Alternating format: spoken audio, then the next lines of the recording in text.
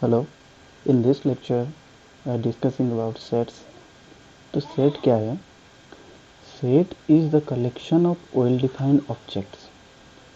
So उन सब object का एक कलेक्शन हमें चाहिए जिसे हम well define कर सकते हैं, उसे set बोलते हैं। George Cantor is known as father of set theory and the objects of a set are called as elements. तो सेट का एवरी जो ऑब्जेक्ट्स होते हैं जो कि सेट के अंदर पाए जाते हैं उन्हें हम एलिमेंट्स बोलते हैं। Set is an undefined term.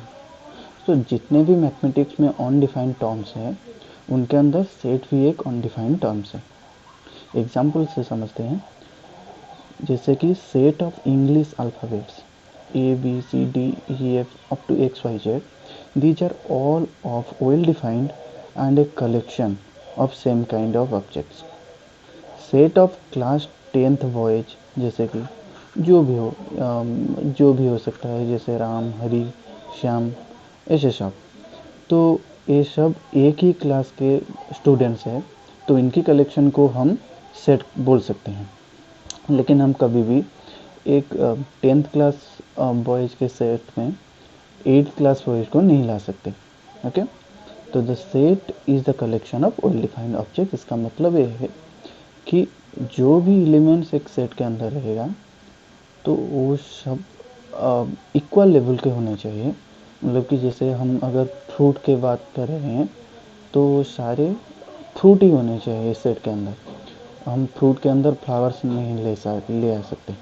Okay, तो जैसे होता है natural number set 1 2 3 up to n, ऐसे ही। तो जो अब सेट का क्लासिफिकेशन के बारे में हमें पढ़ना चाहिए। Set are of two types, one is the finite set, another is the infinite set. Finite set हम किसे बोलते हैं? If the elements of a set are countable are called as finite sets.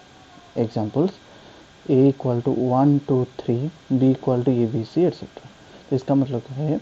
तो अगर सेट के अंदर जितने भी एलिमेंट्स हैं वो अगर काउंटेबल हैं, अगर हम उन्हें काउंट कर सकते हैं तो उसे हम फाइनाइट सेट बोलेंगे। जैसे कि ए सेट में 1 2 3, तो इस सेट में 3 ही एलिमेंट है, 3 ही एलिमेंट है। जैसे इनफाइनाइट सेट किसे बोलते हैं? If the elements of a set are uncountable called as infinite sets.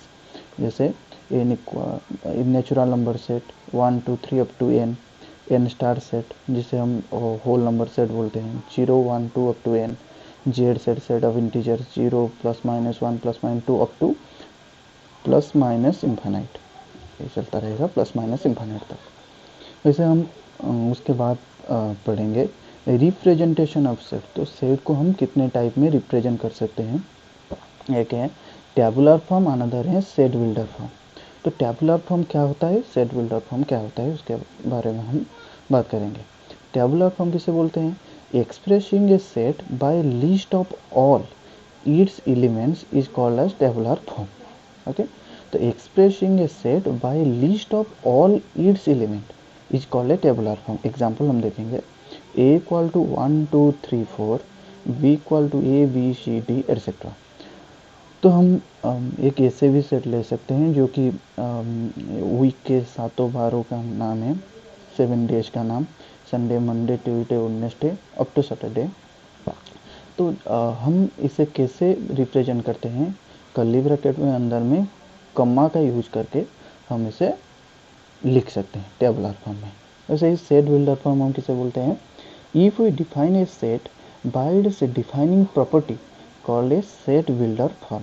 Example, if we take, if this set should be represented as this type, that is a equal to x such that x is less than equal to 4 and x belongs to n.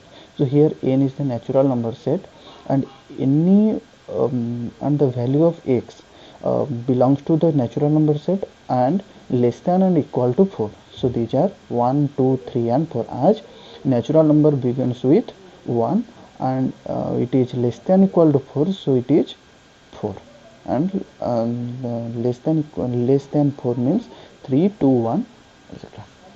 Okay, again this set can be represented as this type x such that x is the days of a week. से दिया जाए Sunday, Monday, Tuesday, Wednesday up to Saturday.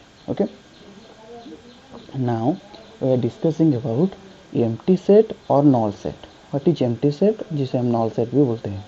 The set having no elements are called as empty set. तो जो set का कोई भी element नहीं होता है उसे हम एम्प्टी सेट बोलते हैं. रिप्रेजेंटेड बाय फाई और दिस टाइप. तो हम नॉल सेट को ऐसे रिप्रेजेंट कर सकते हैं बट नॉट दिस टाइप.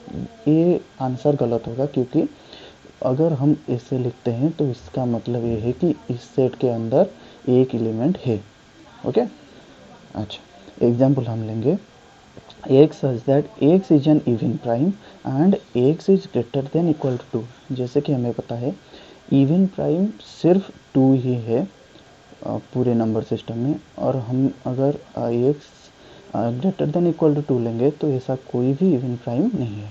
तो इस सेट में आंसर 5 ही होगा.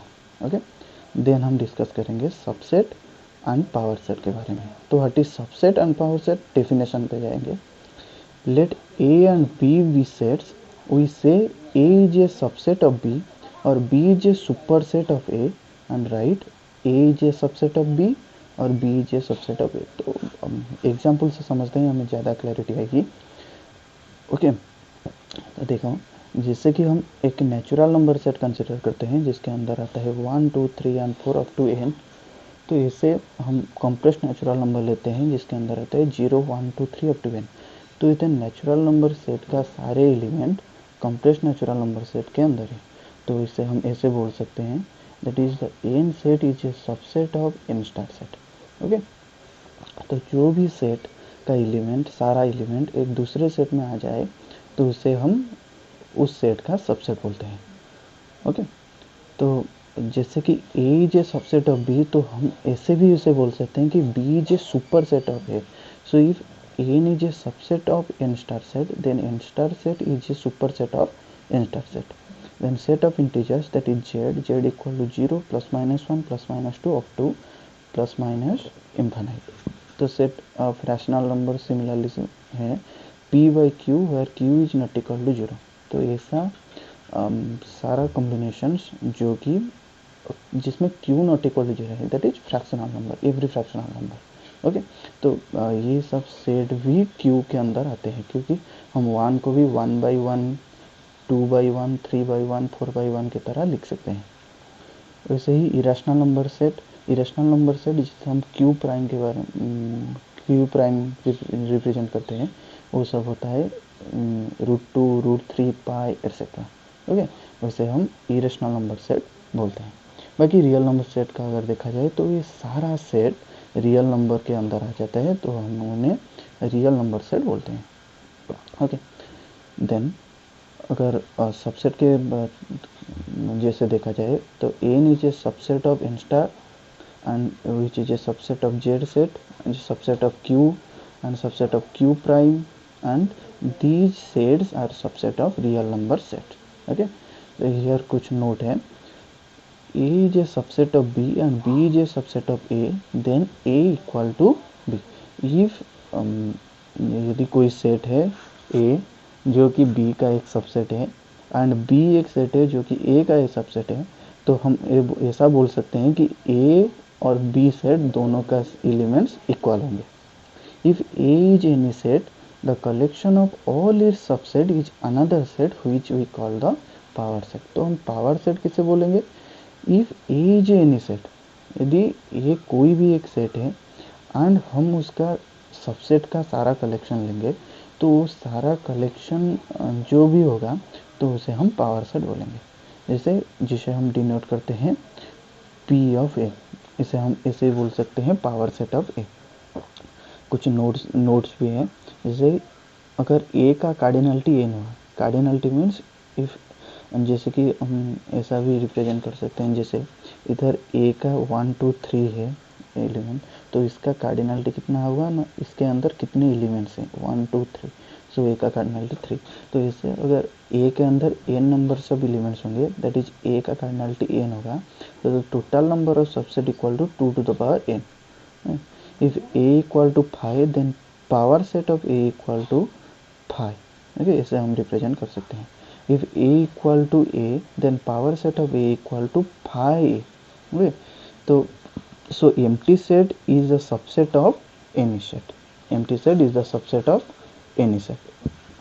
तो इसे हम रिप्रेजेंट भी कर सकते हैं, if a equal to five then power set of a equal to 2 to the power 0। आज इस सेट में कोई भी एलिमेंट नहीं है तो उसका एलिमेंट नंबर 0 है, तो 2 टू द पावर 0 इस फॉर्मूला के तहत 2 टू द पावर 0 हम पुट करेंगे, जैसे 2 to the power 0 equal to 1, then power set of a equal to 2 to the power 1, power set of a equal to 1, तो power set of a equal to 2 to the power 1, 2 to the power 1 equal to 2, तो इस set में 2 ही element आएंगे।